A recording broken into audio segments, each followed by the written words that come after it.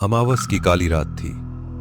बंगाल के सुदूर गांव सोनारपुर में सन्नाटा इतना गहरा था कि पेड़ों की सरसराहट भी किसी फुसफुसाहट जैसी सुनाई दे रही थी। चारों ओर घना जंगल था, जहां की मिट्टी में सदियों पुरानी बलि और अंधविश्वास की महक बसी थी। गांव के बाहरी इलाके में एक पुरानी कुटिया थी, जहां माधव और उसकी पत्नी सुमित्रा आग जलाकर बैठे थे। सुमित्रा, बाहर देखो। अमावस्या की ऐसी रात मैंने अपने पूरे जीवन में नहीं देखी। आज जंगल की हवा में एक अजीब सी भारीपन है, जैसे कोई सांसें रोककर हमें घूर रहा हो। माधव, तुम चुप रहो। मैंने तुमसे कहा था कि उस पुराने बरगद के पेड़ की ओर मत देखना। कहते हैं अमावस की रात को जो वहाँ देखता है उसे वो दिखने लगता है जो कभी इंसान नहीं होना चाहिए। माधव ने अपनी ढिबरी की लौ को थोड़ा तेज किया। दीवार पर उनकी परछाइयां नाच रही थीं, जो असलियत से कहीं ज्यादा लंबी और विकृत लग रही थीं।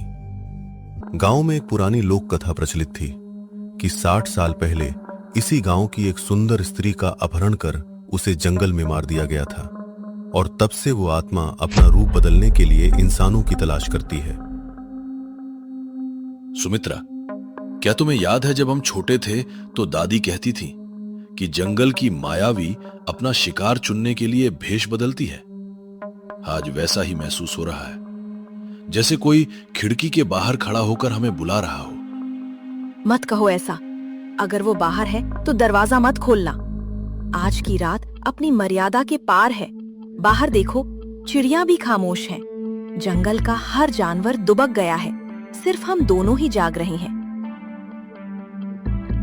अचानक बाहर से एक धीमी सी आवाज आई, किसी के पायल की छन छन, जो धीरे धीरे कुटिया के दरवाजे के पास आ रही थी। सुमित्रा का चेहरा डर से सफेद पड़ गया। उसने माधव का हाथ जोर से पकड़ लिया।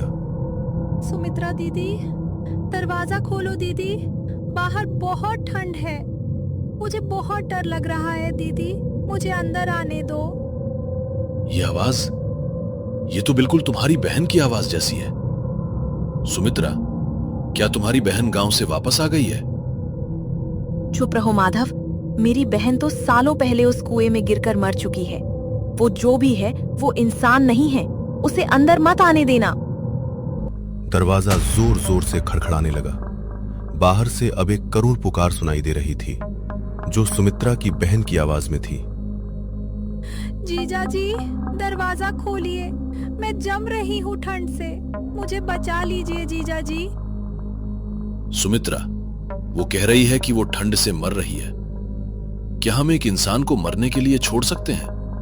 वो इंसान नहीं है। देखो, दरवाजे के नीचे से कैसा धुंधला सा परछाई निकल रही है। वो आकार ले रही है। माधव, अगर तुमने दरवाजा खोला तो हम दोनों का अंत निश्चित है। माधव के हाथ कांप रहे थे। वो सम्मोहन में बंधा हुआ सा दरवाजे की ओर बढ़ रहा था। उसे ऐसा लग रहा था जैसे 60 साल पुराना राज उसे अपनी ओर खींच रहा है। उस गांव के इतिहास में दफन वो अपराध जिसे माधव के पूर्वजों ने किया था, आज अपना हिसाब मांगने आया था। ये मेरा ही अतीत है जो मुझे बुला रहा है। सुमित्रा, मेरा शरीर मेरा साथ नहीं दे रहा है। माधव, पीछे हटो। वो बदल रही है। देखो, उसका चेहरा। वो मेरी बहन नहीं है। कुटिया की ढिबरी अचानक बुझ गई। अंधेरा इतना घना हो गया कि माधव को अपना ही हाथ दिखाई नहीं दे रहा था। दरवाजे के बीच एक सफेद आकृति उभर आई। वो आकृति पहले सुमित्रा की बहन जैसी दिख रही थी, लेकिन फिर उसका चेहरा विकृत होने लगा, जैसे गीली मिट्टी से बनी कोई मूर्ति पिघल रही हो। ये क्या है? इसका चेहरा, ये तो मेरा ही चेहरा है। सुमित्रा, ये मेरा प्रतिरूप है। भगवान बचाए माधव, वो तुम नहीं हो। वो एक मायावी साया है जो तुम्हारी हस्ती छीन लेना चाहता है। भागो यहाँ से। साया अब कमरे के बीचों बीच खड़ा था।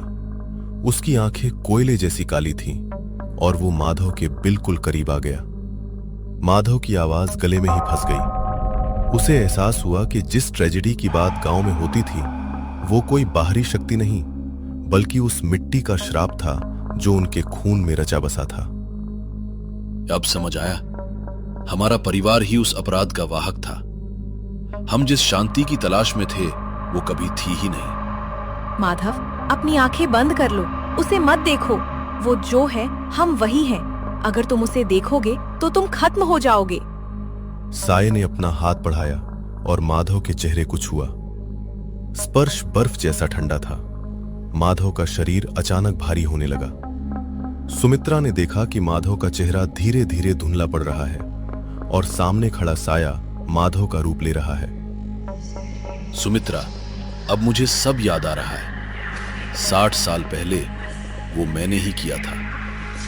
वो दर्द, वो चीखें आज मुझे वापस लेनी पड़ रही हैं। नहीं माधव, ये सच नहीं हो सकता। तुम तो उस समय पैदा भी नहीं हुए थे। यही तो श्राप है सुमित्रा। हम सिर्फ आत्माओं का एक चक्र हैं। वो साया नहीं, वो मेरा ही पुराना सच है जो अमावस्या की रात को मेरे शरीर में प्रवेश करता है ताकि अपनी सजा पूरी कर सके। साया पूरी तरह से माधव में समा गया। माधव का रूप अब बदल चुका था। उसकी आंखों में एक अजीब सी क्रूर चमक थी। वो अपनी जगह से उठा और सुमित्रा की ओर मुड़ा। सुमित्रा कांपते हुए दीवार से सट गई। तुम माधव नहीं हो, तुम कौन हो? मैं वही हूं जिसने 60 साल पहले इस मिट्टी को खून से सींचा था।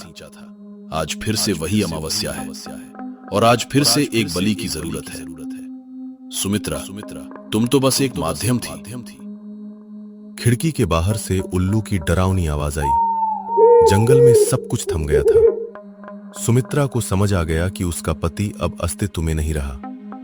उस पुरानी हवेली और इस गांव का राज अब पूरा होने वाला था।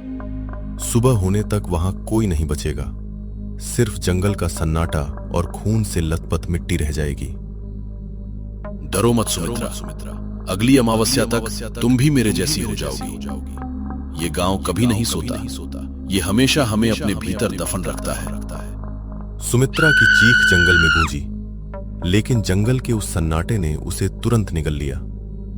सुबह जब सूरज की पहली किरण पड़ी तो कुटिया खाली थी, लेकिन दरवाजे पर ताजे खून के निशान थे जो किसी के घिसकते हुए अंदर जाने की कहानी कह रहे थे। सोनारपुर के लोग जानते थे कि अमावस्या की वो रात कभी खत्म नहीं होती। वो बस अपना रूप बदल लेती है।